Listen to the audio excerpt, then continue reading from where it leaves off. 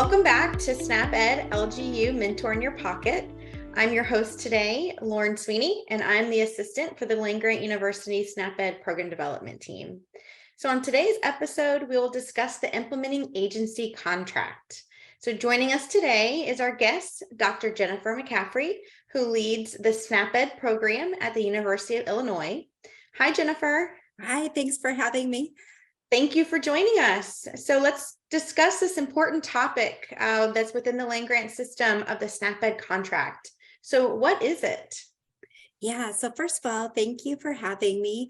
The SNAP-Ed contract outlines the stipulations for your SNAP-Ed funding. So it is really important, and it's like one of the main things that I think you would want to look at when you first come in to your role or annually. Make sure you have an understanding of what's in there. I find this topic so interesting because it's so different across the country. And also, if you are used to managing FNAP, this is one of the major pieces that is different when it comes to managing SNAP-Ed. Okay, great. Well, then let's just get started and do a little bit of a deeper dive into understanding the contract. So where do we start? Yeah, I think one of the keys to understanding the process is looking at how the funding for SNAP-Ed gets to the land-grant university. So first, the USDA has an allocation of funds for each state, and you can find that on the SNAP-Ed Connection website, and it's usually posted there annually. And we're not going to get into how that is derived. That can be its whole own episode of how that is derived. So I'm not going to cover that today. So most definitely. So the annual allocation is determined by the USDA, and it comes to this state as what is known as the state agency. So you may have heard of that term. And the state agency is usually the same agency that oversees SNAP, but sometimes it can be a different part of the department or a different state entity entirely. Most common, it's the Department of Human Services or the Department of Public Health, but it's really important to know who that is in your state. It is then the state agency that determines how it will allocate the SNAP-Ed dollars within the state and issue the contract to what is known as the implementing agency. So just to make sure, our LGUs, they're typically considered an implementing agency and receive funds from the state. Is that correct? Yes, that's correct. So the USDA has a variety of funding and ways to distribute the funding. And SNAP-Ed is a little bit different, or it's one of those funds that are distributed like SNAP-Ed funds. So it makes sense, right? SNAP funds and then SNAP-Ed funds are distributed that same way through the state. It is important to note that your university department may be part of a larger implementing agency contract or a subcontract from another implementing agency. So it's important to find out these details. So you could either be the or one implementing agency, or you could be part of an implementing agency contract, or you could be a subcontract. So. Okay, great. So what are some of the first steps to getting the SNAP-Ed contract? Yeah, so in most states, you will need to apply for the funding from your state agency. In some states, it is a competitive process, so where they actually issue a request for proposals or a request for application, where others, it's more of an inquiry or an invitation process. So, you know, it's never the same all across the country. So it's important to know who in your state oversees this process and the dates and deadlines for when this occurs, because again, that's different all across the country. So it's important to note as the land-grant university, though, so we have to abide by our university policies, that when you're applying for funding, you usually need to run this through your grants and contracts office to be submitted to your state agency. So external external to your organization, you need to know your state agency process, but then internal to the LGU, you need to know your own submission process. So kind of both things, so that way you can internally route what you need to do in order to get it to your state agency.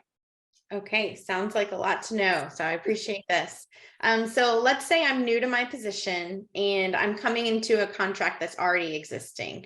What are some of the important things that I need to know? Yeah, this is a really great question and was probably one of the most difficult things for me to learn. And I actually had some hard learning lessons here that if anybody wanted to, visit on the side, I'd be happy to share. But the funding for SNAP-Ed has to follow the USDA guidelines, which we're all pretty familiar with. But the contract or the agreement that you have with the state may have additional requirements that are outside of the USDA guidance. And it may have different reporting periods and different timelines. So it's important to check that contract to see what is specific to your state agency. So if you're new to the role, one of the first things I recommend you do is get a copy of the contract or agreement, and then look to see what the start dates are the contract.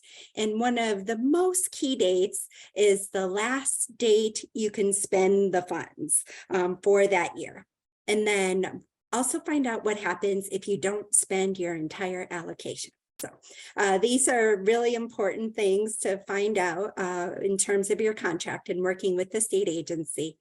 And then the last thing I'll mention about your contract is any additional reporting requirements. So sometimes the state will want documentation that is different than the USDA. So take a look for that and ask in case you're not quite clear. Some states will just want years or the USDA annual report, and others may want more. So. Okay, great. Well, so I've got a pretty good understanding of the contract and what that looks like. But let's say I'm a land grant who does not currently have a contract. I'm not currently receiving SNAP-Ed funds.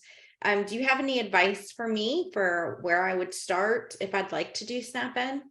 Yeah, that's a really, really good question. These are all good questions. Hence, that's why we're talking about this, right? So if you don't receive funds, I think the main stakeholder is your state agency. So start there.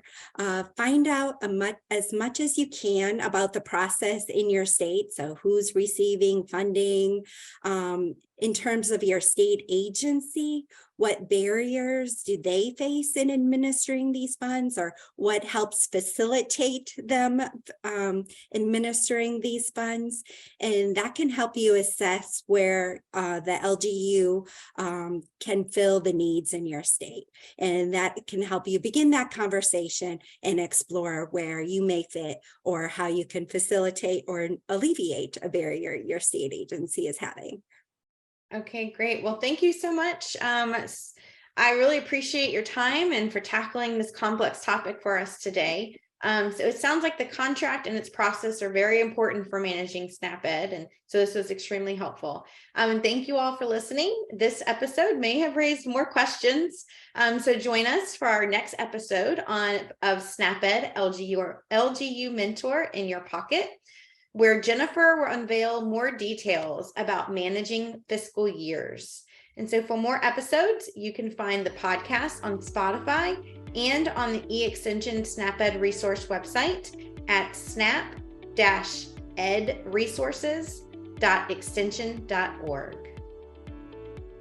The views, information, or opinions expressed during this podcast are solely those of the individuals involved, are not a legal or expert interpretation by, an endorsement of, and do not necessarily represent those of South Dakota State University, the South Dakota Board of Regents, eExtension, a SNAP-Ed state agency, the Food and Nutrition Service, National Institute of Food and Agriculture, or the United States Department of Agriculture and their employees and agents. The SNAP-Ed Land Grant University Program Development Team, SCSU, and the above named parties, employees, and agents are not responsible for and do not verify for accuracy any of the information contained in the podcast series available for listening. The primary purpose of this podcast series is to educate and inform. This podcast series does not constitute professional advice or services. The developers of SNAP-Ed LGU Mentor in Your Pocket and the above-named parties assume no liability for any activities in connection with this podcast or for use of this podcast in connection with any other website, computer, playing device, or use of any information contained in the podcast. This podcast is available for private, non-commercial use only. You may not copy, edit, modify, or redistribute. This podcast is intellectual property of South Dakota State University and cannot be used without permission. To inquire about permissions for using this content, reach out to LGU PDT at lgusnaped@gmail.com.